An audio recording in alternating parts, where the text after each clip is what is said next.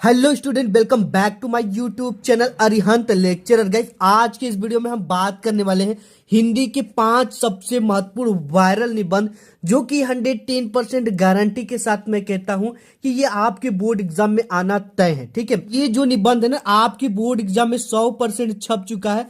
आपको केवल जाकर इसे उतार देना है। ठीक है, 100% गारंटी, इसके बाहर से कुछ भी नहीं आने वाला है। ये जो निबंध है ना, वो काफी वायरल निबंध है। निबंध लिखने का सही तरीका हम देखेंगे। देखो, मैं ये भी बताऊंगा कि टॉपर कैसे लिखते हैं और एक सामान्य सा स्टूडेंट कैसे लिख कर आता है, कि उसके नंबर कटना तय होते। देखो, यही सब चीजें होती, निबंध, खंड काव्य वगैरह, यहीं पे आपके नंबर कटते हैं। ठीक है, तो इन्हीं नंबर को हम बचा ले तो हमारा 1% तो बन जाएगा।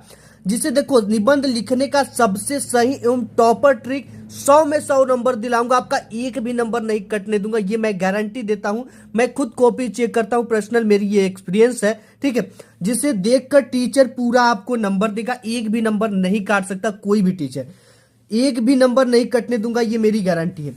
अगर आप 10th 12th में हो, आपने इस वीडियो पे क्लिक किया है, तो आप बहुत बड़े लकी इंसान हो, क्योंकि आपके बोर्ड एग्जाम में जो निबंध के नंबर है वो फिक्स हो चुके हैं। ठीक है, बात करेंगे कि एक ही निबंध के दो तरह के छात्र लिखते हैं। दो छात्र लिखते, एक नॉर्मल छात्र लिखता है, जिसका अगर आपके बोर्ड एग्जाम में निबंध जो 7 मार्क्स के आते हैं, ठीक है, आपके हाई स्कूल में 7 मार्क्स के आते हैं, तो ये दो, इसको 7 मार्क्स एक नॉर्मल छात्र को कितना मिलता है, 4 नंबर से ज्यादा नहीं ला पाता है। ठीक है, 4 नंबर से या 3.5 नंबर से ज्यादा नहीं ला पाता है। वहीं एक टॉपर स्टूडेंट की बात करें तो ये 7 में 7 पूरा नंबर लेकर आ जाता है। ठीक है, कैसे लेता, मैं सब कुछ दिखाऊंगा कि ये कितने बार पेपर में आए हुए सभी निबंध, पेपर भी आपको दिखाऊंगा। दोनों के नंबर अलग अलग क्यों मिलते भाई, ये क्या गलती कर दिया कि इसको 7 में केवल 7 में कितने नंबर मिले, 4 नंबर, और ये क्या ट्रिक लगा दिया कि इसे पूरे के पूरे नंबर मिल गए। ज्यादा लिखा है नहीं भाई, ये टेक्निक से लिखा है, वो टेक्निक हम देखने वाले हैं। अब देखो, सबसे इंपॉर्टेंट जो निबंध 110% मेरे पास जो हिंदी की वायरल पेपर, उसे मैं दिखा देता हूं। देख सकते हो हमारे पास ये हिंदी की सभी पेपर है। ठीक है, इतने पेपर है, और इतने, मैं, आप भी देख लो, किसी भी ईयर का पेपर आप उठाकर देख लो, अगर इससे बाहर एक भी निबंध आया तो मैं, एक भी बाहर नहीं आया। ठीक है, तो ये निबंध, सबसे पहले हम इसको देखते हैं कि इसमें कौन सा निबंध आया हुआ है। देख सकते हो, भ्रष्टाचार कारण एवं निवारण, जल ही जीवन है, मेरी प्रिय पुस्तक सदाचार। ठीक है, सभी इंपॉर्टेंट जीवन परिचय है इसमें, जितने भी जीवन परिचय हैं। अब इसमें देख सकते हो, विज्ञान वरदान या अभिशाप, भ्रष्टाचार कारण और निवारण, पर्यावरण प्रदूषण की समस्या और समाधान, छात्र जीवन में अनुशासन का महत्व, ये देख सकते हो इतने नंबर का है। हमारे पास जितने भी पेपर हैं, ठीक है, सभी में ये इंपॉर्टेंट है, और ये 110% आता भी है। ठीक है, अब यहाँ पे देख सकते हो, पर्यावरण प्रदूषण, आतंकवाद की समस्या समाधान, विज्ञान वरदान या अभिशाप, मेरे प्रिय कवि तुलसीदास। अब इसके बाद और भी पेपर है जिसमें मैं आपको दिखाऊंगा। ठीक है, तो सबसे पहले हम एक एक चीजों को देखेंगे। यहाँ पे पहला है पर्यावरण प्रदूषण की समस्या और समाधान, दूसरा है बेरोजगारी की समस्या और समाधान। ठीक है, तो सबसे पहले हम दूसरे वाले नंबर को देखेंगे, फिर इसको देखेंगे, यानी पांचों को इस वीडियो में हमें देखना है। तो सबसे पहले हम देखेंगे बेरोजगारी की समस्या और समाधान लिखने का सही तरीका क्या है। सबसे पहले आपको निबंध लेखन ऊपर हेडिंग डालनी है, एंड प्रश्नोत्तर संख्या जो भी है डाल देना है। हेडिंग फिर डालनी बेरोजगारी की समस्या पर निबंध, जिस पे भी हम निबंध लिख रहे हैं उस पर लिखने के बाद नीचे अंडरलाइन स्केल से 2 पाई खींच देनी है। ठीक है, ये चीजें जब समय बाद में बचता है तब करना। रूपरेखा सबसे इंपॉर्टेंट चीज होती है, रूपरेखा। एग्जामिनर यहीं से देख लेता है कि आप किस किस टॉपिक पे पूरे इसको कवर किए हो निबंध को। ठीक है, तो प्रस्तावना हम हेडिंग देखेंगे। दूसरा, बेरोजगारी का अर्थ क्या होता है, बेरोजगारी का कारण क्या है, बेरोजगारी को रोकने का उपाय, उपसंहार। ठीक है, सभी को देखेंगे। प्रस्तावना में है, बेरोजगारी की समस्या हमारे देश की एक प्रमुख समस्या है, यह दिन प्रतिदिन बढ़ती ही जा रही है। इससे एक ओर गरीबी, भूखमरी, तो दूसरी ओर युवकों में आक्रोश तथा अनुशासनहीनता भी बढ़ावा मिलता है। चोरी, डकैती, हिंसा एवं आत्महत्या आदि अनेक समस्याओं का मूल कारण बेरोजगारी है। ठीक है, इसका नेक्स्ट हेडिंग यहाँ पे है, बेरोजगारी का क्या अर्थ है, जब कोई योग्य तथा काम करने के लिए इच्छुक व्यक्ति प्रचलित मजदूरी पर काम करता है हो और उसे काम न मिले, तो उसी अवस्था को बेरोजगारी कहते हैं। अगर आप पढ़ लिख लिए, अगर आपको उस अनुरूप काम नहीं मिलता, तो आप बेरोजगार हो। ठीक है, बेरोजगारी कहते हैं बालक, वृद्ध, अक्षम एवं अपंग व्यक्तियों को बेरोजगारों की श्रेणी में नहीं रखा जा सकता, क्योंकि वे काम करने के योग्य नहीं होते। ठीक है, जैसे कोई अपंग व्यक्ति है, कोई दिव्यांग व्यक्ति है, तो वो काम, अंधा व्यक्ति तो काम नहीं करेगा, उसे बेरोजगारों की श्रेणी में नहीं रखा जा सकता। बेरोजगारी का क्या कारण हो सकता है? बेरोजगारी के कुछ प्रमुख कारण है, इस प्रकार है। जनसंख्या में तीव्र गति से वृद्धि, सबसे बड़ा तो यही कारण है। शिक्षा का अभाव, वैज्ञानिक उपकरणों का अधिक मात्रा में उपयोग, जेसीबी या मशीन आ गई, जहां पे मजदूरों को काम मिलता था, जो 5 दिन का काम होता था 1 घंटे में खत्म हो जा रहा है। अनेक प्रकार की मशीनों का निर्माण, भारी संख्या में शरणार्थियों का आगमन, मानसून की अनियमितता, श्रम की मांग एवं पूर्ति से असंतुलन एवं सरकारी नौकरी में कमी इत्यादि बेरोजगारी का कारण है। ठीक है, देखो हमारे भारत में क्या करते हैं कि जैसे बॉर्डर से सटा हुआ जो देश है, जैसे नेपाल, जहां से आने जाने में कोई पाबंदी नहीं, तो लोग आकर क्या करते हैं, भारत में बस जाते हैं। यहाँ की करेंसी भी मजबूत है, वहां की करेंसी कमजोर है। नेक्स्ट हेडिंग देख लेते हैं इसमें, तो यहाँ पे है बेरोजगारी को रोकने का उपाय। अब देखो ये जो लिख कर आओगे ना, तो आपको पूरा का पूरा नंबर मिलेगा, एक भी नंबर नहीं कटेगा। रोकने का क्या उपाय हो सकता है? बेरोजगारी को दूर करने के लिए निम्न तरीकों को अपनाए जा सकते हैं, अपनाना चाहिए। जनसंख्या वृद्धि पर सबसे पहला तो आप नियंत्रण लगा दो, परिवार नियोजन को विस्तारित करना चाहिए, ठीक है, और इसकी जानकारी सभी को देना चाहिए। शिक्षा को विकसित करना, कुटीर उद्योगों का विकास करना, देश में व्यापक स्तर पर औद्योगिकीकरण शुरू करना, कृषि के विकास के साथ साथ पशुपालन तथा मुर्गी पालन को भी विकसित करना। ठीक, जैसे आप भी गांव में अगर कोई हो तो लोग बकरे का पालन कर देते हैं, मुर्गी का पालन कर देते हैं, बत्तख जिला देते हैं, जिससे उनका गाय भैंस पाल लेते हैं, दूध भी बेच लेते हैं, उनसे रोजगार चलता है। इस सड़कों का निर्माण, रेल परिवहन का विकास, पुल निर्माण, मनरेगा को सुचारू रूप से चालू करना इत्यादि बेरोजगारी की रोकने का उपाय हो सकता है। उपसंहार, लास्ट हेडिंग सबकी फर्स्ट और लास्ट हेडिंग सभी निबंध का सेम होता है। उपसंहार है कि बेरोजगारी को दूर करने के लिए हमें एकजुट होकर प्रयास करना चाहिए एवं कम दरों पर काम नहीं करना चाहिए।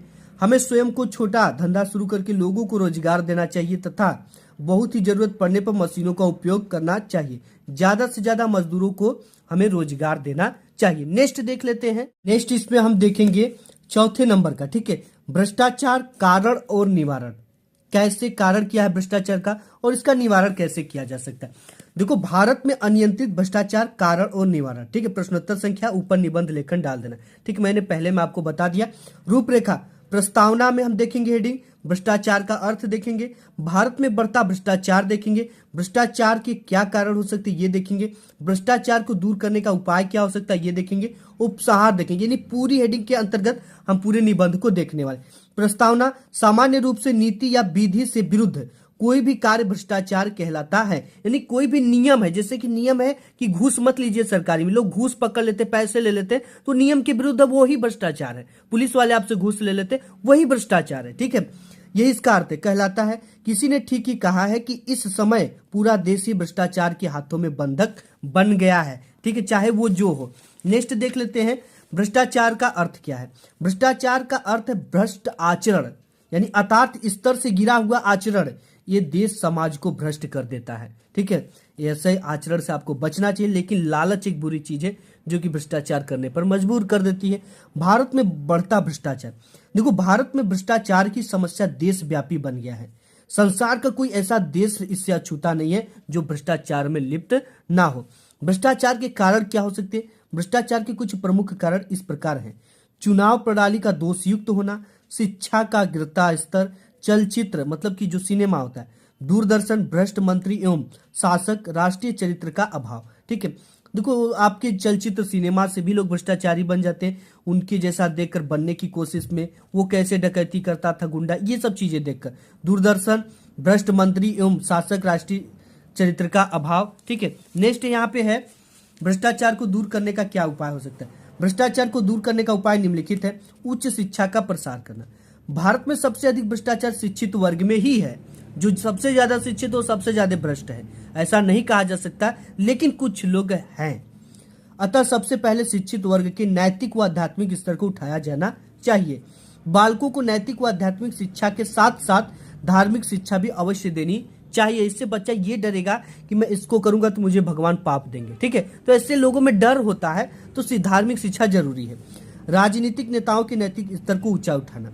भ्रष्ट राजनेता के कारण और उनके द्वारा भी कई प्रकार का भ्रष्टाचार होते हैं। मतदान में भी अनेक भ्रष्ट तरीके अपनाए जाते हैं, आप न्यूज़पेपर में देखे होंगे। इसके बाद जो व्यक्ति चुनाव जीतकर सत्ता में आ जाता है वे चुनाव प्रचार प्रसार में व्यय की गई सभी राशि को अनुचित साधनों से वसूलने का प्रयास करता है।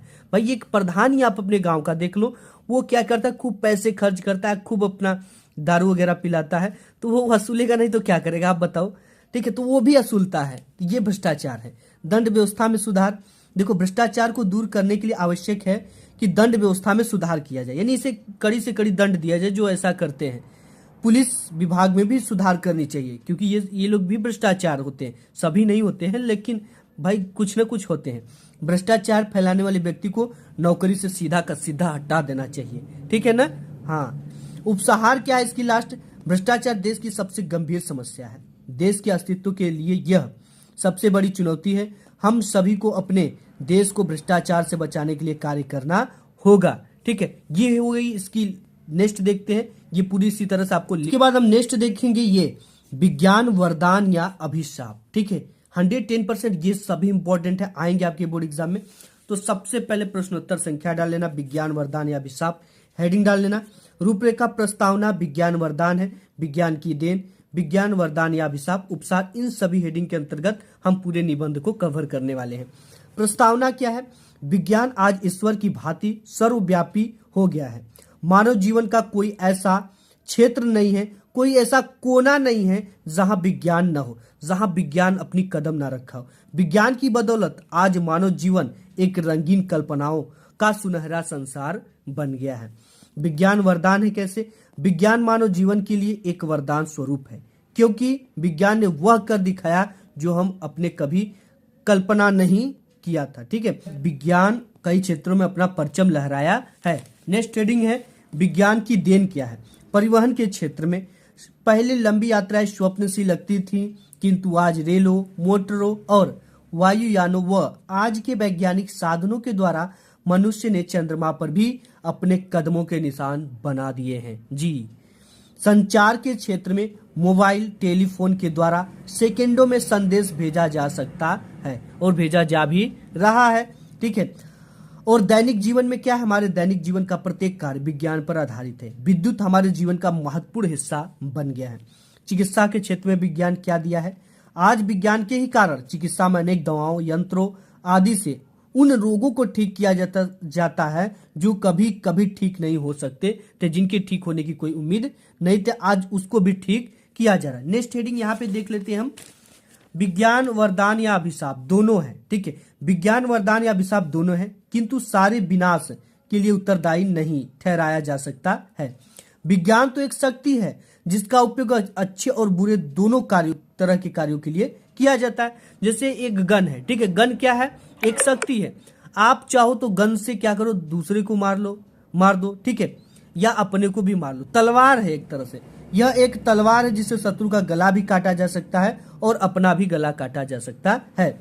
उपसंहार क्या है, यदि विश्व के वैज्ञानिक विध्वंसात्मक आविष्कारों की प्रवृत्ति का त्याग कर मानवीय कल्याणों के प्रति उन्मुख हो जाए तो शांति का साम्राज्य स्थापित हो जाएगा। लेकिन कौन देश मानेगा, वो भी परमाणु बम बनाएगा, जिसका मतलब कि वो और भी दूसरा बम बनाने लगेगा, ठीक है।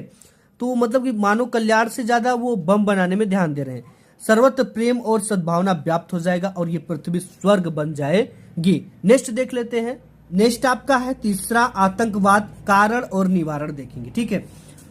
तो सबसे पहले प्रश्नोत्तर संख्या डाल लेना, आतंकवाद समस्या और समाधान। प्रस्तावना डालेंगे, आतंकवाद हिंसा का एक ऐसा गैर कानूनी तरीका है हिंसा का, ठीक है। आतंकवाद हिंसा का एक ऐसा गैर कानूनी तरीका है जो लोगों को डराने धमकाने के लिए आतंकवादियों द्वारा प्रयोग किया जाता है।